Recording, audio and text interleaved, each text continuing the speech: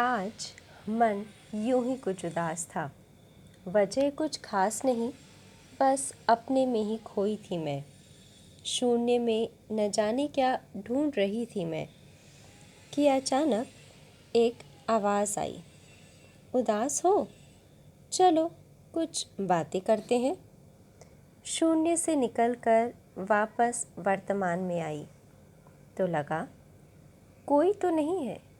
फिर कौन है जिसने मेरी उदासी पढ़ ली? इधर उधर देखा पर कोई न था। हैरान परेशान, मगर अचानक तभी लगा कि आवाज़ तो मेरे हाथों की है।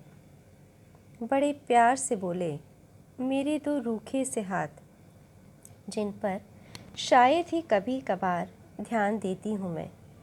बड़े प्रेम से बोले, लगता है खाली हो, कोई काम नहीं है शायद।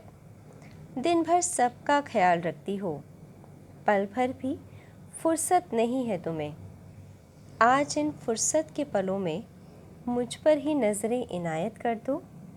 सजा दो इन रूखे हाथों को रंगों से कि ज़रा मैं भी खुश हो जाऊं। मन तो नहीं था कुछ करने का, पर सोचा पूर्णिमा तो उदास है, इसका मतलब ये तो नहीं कि सभी उदास हो। बड़े ही बेमन से उठी और धीरे धीरे एक एक करके रंगों की शीशियाँ लाई, हाथों के सामने रखा और टेबल पे रंगों की शीशियों को सजाने लगी। पूछा, कौन सा रंग लगाऊं?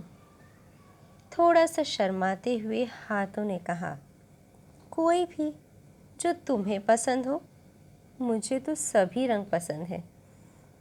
बुझे मन से एक एक शीशी को देखने लगी मैं। अपने हाथों का ये सुंदर रूप बड़े दिनों बाद देखने जा रही थी मैं। फुर्सत ही नहीं है घर परिवार जिम्मेदारियों से कि अपने लिए वक्त निकाल पाऊँ, अपने आप को सजा पाऊँ। धीरे धीरे सुंदर सजे हाथों को देखकर उदासी न जाने कहाँ चली गई। एक नई सुबह, एक नई उमंग से मन भर गया। चेहरे पर एक प्यारी सी हंसी आ रही थी। हाथों का इतना सुंदर रूप बड़े दिनों बाद जो देख रही थी। रंग लगाते लगाते सोचा कि चलो, जब इतना सजा ही रही हूँ तो थोड़ा सा और सजाऊं। मगर क्या, तभी नज़र पड़ी एक अंगूठी पर।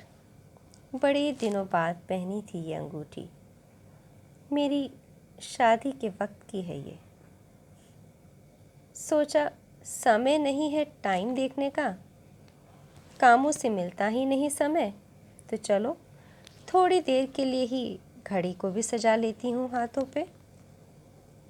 अपने हाथों से पूछा, खुश तो हो ना तुम? थोड़ा संजीदा होकर हाथों ने कहा, अरे पगली, तू अब तक न समझी? तू मुझे सजाए या न सजाए, मैं तुझसे अलग थोड़े ही हूँ। मेरा अस्तित्व ही तुमसे है। तुम हो तभी तो मैं हूँ। मेरा मकसद अपने आप को सजाना नहीं, बल्कि एक हंसी जो गायब थी तुम्हारे होठों से, उसे वापस लाना था। जानता हूँ अभी थोड़ी देर बाद बर्तन धोते धोते मेरे ये रंग धीरे धीरे फिर निकल जाएंगे। एक साधारण से रूखे से हाथ फिर बनने लगूंगा मैं। मगर कोई शिकायत नहीं है तुमसे, क्योंकि ये काल का चक्र है, साधारण से सुंदर बनने का और फिर सुंदर से साधारण बनने का, जो चलता ही रहेगा हमेशा, निरंतर, बिना रुके। आशा करती हूँ आपको मेरी कविता अच्छी लगी होगी।